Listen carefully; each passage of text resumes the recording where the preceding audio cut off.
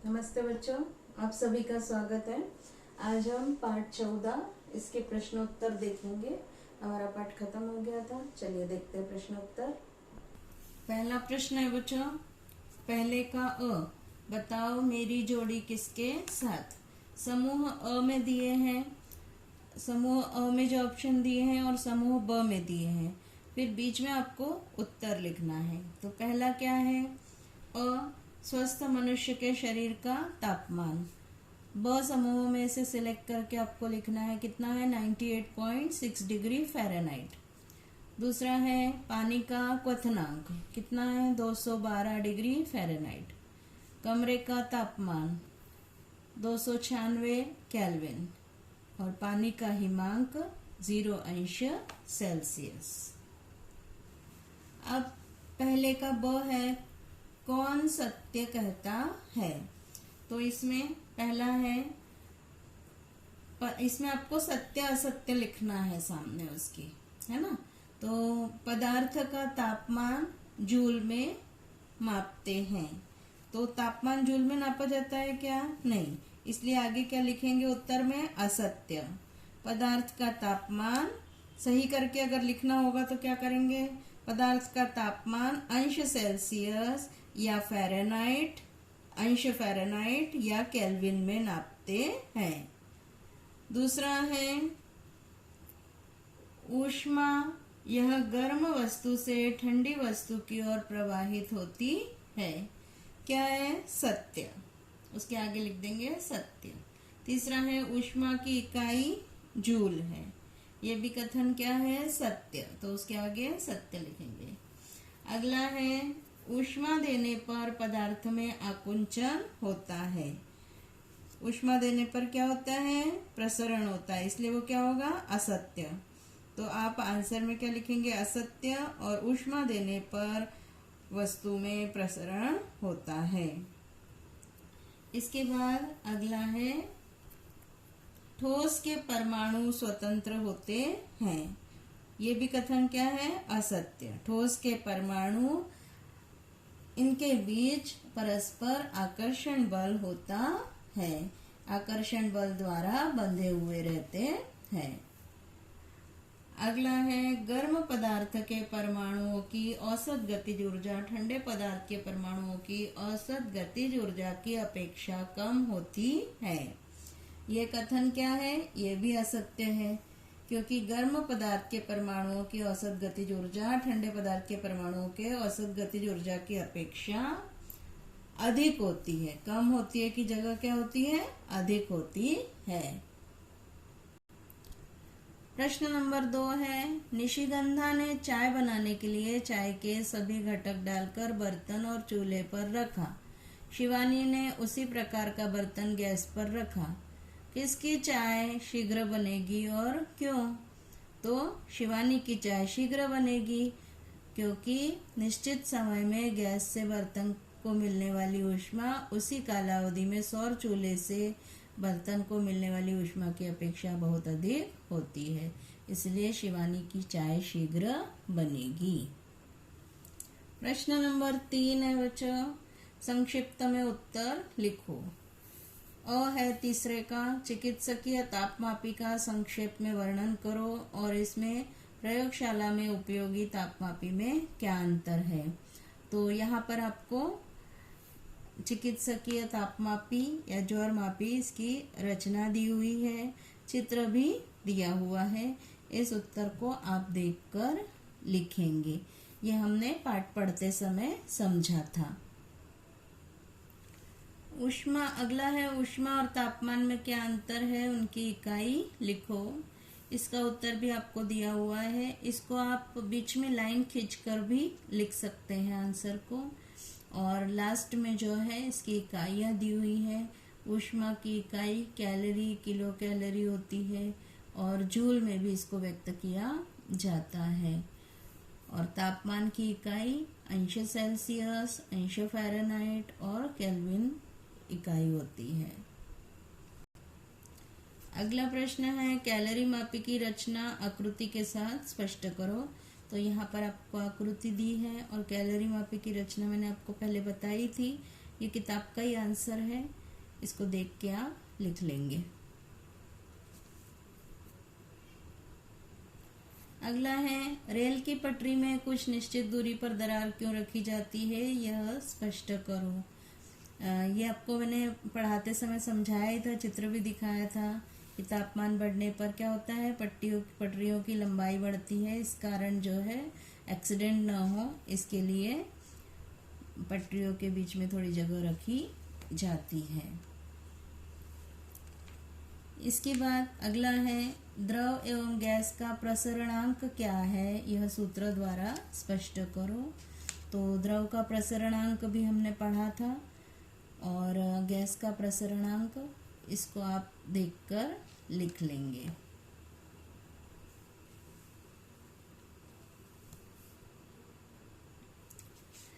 प्रश्न नंबर 4 है, निम्न उदाहरण हल करना है। तो अ है, फ़ारेनहाइट इकाई का तापमान कितना होने पर वह सेल्सियस इकाई के तापमान से दुगना होगा। तो यहाँ पर आपको प्रश्नानुसार क्या दिया है वो आपको लिखना है, इसी तरह से लिखना है। हल प्रश्नानुसार, फ़ारेनहाइट F बराबर कितना है, फ़ारेनहाइट इकाई का तापमान कितना होने पर वो सेल्सियस इकाई का दुगना होगा। तो सेल्सियस मतलब C, तो F बराबर 2C हो। इसके लिए जो है C बराबर क्या हो जाएगा, F बटे 2, और F जो है मालूम करना है हमें। तो F माइनस, ये सूत्र है, F माइनस 32 बटे 9 बराबर C बटे 5। इसलिए F माइनस 32 बटे 9 बराबर C कितना दिया हुआ है, F बटे 2। तो F बटे 2 लिख दिया, बटे 5 है। इसलिए F माइनस 32 बराबर 9 बटे 5, तो यह गुणा हो जाएगा 9 बटे 5, F बटे 2 बराबर 1.8, F बटे 2 बराबर जो है, ये काट दिया 2 से 1.8 को, तो कितना आ गया, 0.9 F आ गया। अब F माइनस 0.9 F बराबर 32, 0.1 F बराबर 32, तो F बराबर हो गया 32 बटे 0.1 बराबर 320 डिग्री फ़ारेनहाइट। तो फ़ारेनहाइट इकाई में तापमान कितना होगा, 320 डिग्री फ़ारेनहाइट। इस तरह से हल करेंगे। दूसरा प्रश्न है, एक पुल 20 मीटर लंबाई वाले लोहे के छड़ों से तैयार किया गया है। तापमान 18 डिग्री सेल्सियस होने पर दो छड़ों के बीच में 4 सेंटीमीटर का अंतर होता है। तो कितने तापमान तक वह पुल सुरक्षित रहेगा। प्रश्न को ध्यान से पढ़ना है, फिर हल प्रश्नानुसार प्रश्न में क्या क्या दिया है वो जो है आपको लिखना है। तो L1 बराबर कितनी दी है, 20 मीटर दिया है। पुल की कितनी लंबाई है, 20 मीटर प्रारंभिक लंबाई। M मीटर हो गया, M मतलब मीटर। अब कितना बढ़ा है वो, तो सेंटीमीटर। यहाँ पर बच्चों सवाल में जो आपको 4 सेंटीमीटर का अंतर दिया है, वहाँ आपको करना है 0.4 सेंटीमीटर करना है। सवाल में प्रश्न में गलत दिया हुआ है, तो उसको आपको क्या करना है, 0.4 सेंटीमीटर। अब 0.4 सेंटीमीटर को मीटर में चेंज किया तो कितना आया, 4 गुणा 10 की घातांक ऋण 3 मीटर हुआ। इसके बाद तापमान कितना दिया है, T1 बराबर 18 अंश सेल्सियस। अब लोहे की छड़ है, इसलिए लोहे की छड़ के लिए लैम्बडा बराबर होता है 11.5 इंटू 10⁻⁻6 अंश सेल्सियस। और हमें क्या ज्ञात करना है, अंतिम तापमान T2 ज्ञात करना है। तो सूत्र जो है हमारा है L2 माइनस L1 बराबर लैम्बडा L1 डेल्टा T। तो डेल्टा T ज्ञात करेंगे, इसलिए तो L2 माइनस L1 बटे लैम्बडा L1। अब इस सूत्र में मान रख देंगे, इसलिए डेल्टा टी बराबर क्या हो गया, 4 गुणा 10 की घातांक ऋण 3 मीटर बटे लैम्बडा का मान रखेंगे 11.5 इंटू 10⁻⁻6 डिग्री सेल्सियस गुणा 20 मीटर, गुणा भाग करेंगे तो क्या आ जाएगा 400 बटे 23 अंश सेल्सियस, और फिर और भाग देंगे तो लगभग 17.39 अंश सेल्सियस। अब डेल्टा टी बराबर होता है T2 माइनस T1, और T2 बराबर आएगा T1 प्लस डेल्टा T। इसके लिए अब T2 बराबर T1 कितना है हमारा प्रारंभिक तापमान 18 अंश सेल्सियस, और डेल्टा टी कितना आया 17.39 अंश सेल्सियस। इसको जोड़ देंगे तो 35.39 अंश सेल्सियस, तो पुल 35.39 अंश सेल्सियस तापमान तक सुरक्षित होगा। अगला प्रश्न है, आईफेल टावर की ऊंचाई 15 अंश सेल्सियस पर 324 मीटर है तथा यह टावर लोहे का होने पर 30 अंश सेल्सियस तापमान के लिए उसकी ऊंचाई कितनी सेंटीमीटर तक बढ़ेगी। तो प्रश्नानुसार क्या दिया है, डेल्टा टी बराबर दिया है 30 अंश सेल्सियस माइनस 15 अंश सेल्सियस, तो कितना आया, बराबर कितना आएगा T2 माइनस T1 है ना। डेल्टा टी बराबर कितना होता है T2 माइनस T1, तो T2 कितना दिया है 30 अंश सेल्सियस माइनस T1 कितना दिया है 15 अंश सेल्सियस, तो डेल्टा टी आ जाएगा 15 अंश सेल्सियस। अब लंबाई कितनी दी है, मतलब ऊंचाई L1 बराबर 324 मीटर, और लैम्बडा जो है लोहे के लिए होता है 11.5 इंटू 10⁻⁻6 अंश सेल्सियस। अब सूत्र वही जैसे पहले था, L2 माइनस L1 बराबर लैम्बडा L1 डेल्टा टी, तो L2 माइनस L1 बराबर लैम्बडा L1, यहाँ पर T2 माइनस T1 भी लिख सकते हैं हम। तो मान रखेंगे, लैम्बडा का मान रखा 11.5 इंटू 10⁻⁻6 इंटू लंबाई लिखी 324, और T2 माइनस T1 कितना आया है 15 अंश सेल्सियस डेल्टा टी, मतलब इसका गुणा कर देंगे तो कितना 11.5 गुणा 324 गुणा 15, तो आया 55,890 गुणा वो वैसा का वैसा रखा 10⁻⁻6 मीटर। इसके बाद जो है मीटर को सेंटीमीटर में चेंज किया तो 100 से गुणा कर देंगे, इसी में क्या किया 100 से गुणा कर दिया तो क्या आ गया 55,890 गुणा 10 की घातांक ऋण 4 सेंटीमीटर आया।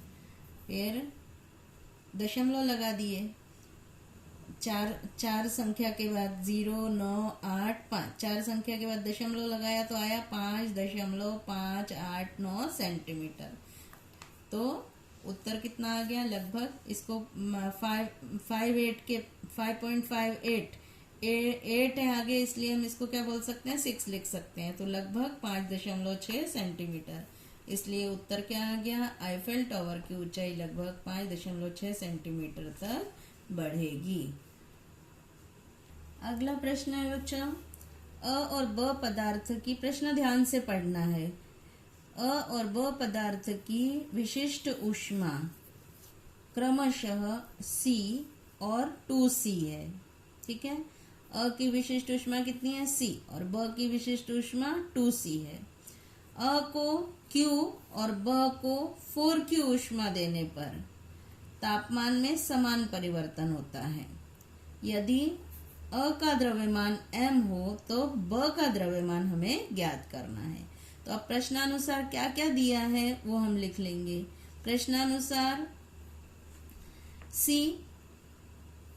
अ के लिए बराबर क्या है C, ठीक है। विशिष्ट ऊष्मा को कैसे दर्शाते हैं C, तो C बराबर क्या दी है C दी है, और C ब के लिए कितना दिया है 2C दिया है, ठीक है। इसके बाद Q, अ को Q ऊष्मा देनी है तो क्यू अ बराबर कितनी है क्यू, और क्यू ब बराबर कितनी है 4Q। प्रश्न में दिया ना, क्यू ब बराबर कितनी है 4Q ऊष्मा। क्यू मतलब क्या है ऊष्मा, तो ब के लिए क्यू बराबर कितनी है 4Q, और तापमान में समान परिवर्तन है दोनों का, तो डेल्टा टी क्या है समान है। अब द्रव्यमान अ का द्रव्यमान कितना है, द्रव्यमान को m से ही दर्शाते हैं, तो m अ बराबर m है, और m ब मतलब ब का द्रव्यमान हमें ज्ञात करना है। अब इसके लिए हम सूत्र लगाएंगे Q बराबर mCT डेल्टा टी। ठीक है, अब हमें क्या ज्ञात करना है, डेल्टा टी बराबर Q बटे mc होता है, तो दोनों पदार्थ अ और ब के लिए डेल्टा टी समान है। अब क्यू अ बटे एम अ सी अ मतलब क्यू बटे एम सी, और ब के लिए अब क्यू ब बटे क्यू एम ब सी ब मतलब क्यू बटे M C.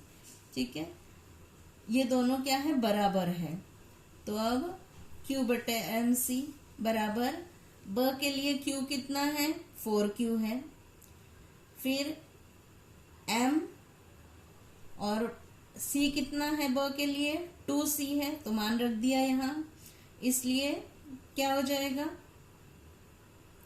Q Q cut गया, और यहाँ पर 2 से 4 को काट दिया, तो 2 एकम 2 2 दूनी 4, तो इधर क्या आ गया 1 बटे m आ गया, और इधर क्या आ गया बराबर 2 बटे m ब के लिए। ठीक है, इसके बाद आ जाएगा m बराबर क्या आ गया 2m आ गया, m ब बराबर क्या हो गया तिर्यक गुणा कर दिया, तो इसलिए m ब बराबर आ गया 2m, तो इसलिए उत्तर आ गया पदार्थ ब का द्रव्यमान m ब बराबर कितना होगा 2m होगा। अगला प्रश्न लास्ट प्रश्न है, यदि 3 किलोग्राम द्रव्यमान वाली एक वस्तु 600 कैलोरी ऊर्जा प्राप्त करती है, तब उसका तापमान 10 अंश सेल्सियस से 70 अंश सेल्सियस तक बढ़ता है, तो वस्तु के पदार्थ की विशिष्ट ऊष्मा ज्ञात करनी है। ये एकदम सरल सा प्रश्न है। प्रश्नानुसार क्या दिया हुआ है, m बराबर दिया है 3 किलोग्राम, इसको हम ग्राम में चेंज कर लेंगे तो 3000 ग्राम आ गया। Q बराबर कितना दिया है 600 कैलोरी दिया है। डेल्टा T मतलब T2 माइनस T1 कितना दिया है 70 अंश सेल्सियस माइनस 10 अंश सेल्सियस बराबर कितना आ गया 60 अंश सेल्सियस। C ज्ञात करना है, तो अब सूत्र वही लगाएंगे Q बराबर mc डेल्टा T, तो C बराबर हो गया Q बटे m डेल्टा T। बस मान रखा Q 600 कैलोरी है, m 3000 ग्राम है, गुणा डेल्टा T 60 अंश सेल्सियस है, काट दिया तो 10 बटे 3000 कैलोरी आ गया, उत्तर आ गया वस्तु के पदार्थ की विशिष्ट ऊष्मा 3.333 गुणा 10 की घातांक -3 कैलोरी प्रति ग्राम अंश सेल्सियस है। यहाँ बच्चों आपका 14 पाठ पूरा होता है। प्रश्नोत्तर आप देख के अच्छे से लिख लेंगे अपनी कॉपी में, समझेंगे, याद करेंगे। आज इतना ही, धन्यवाद।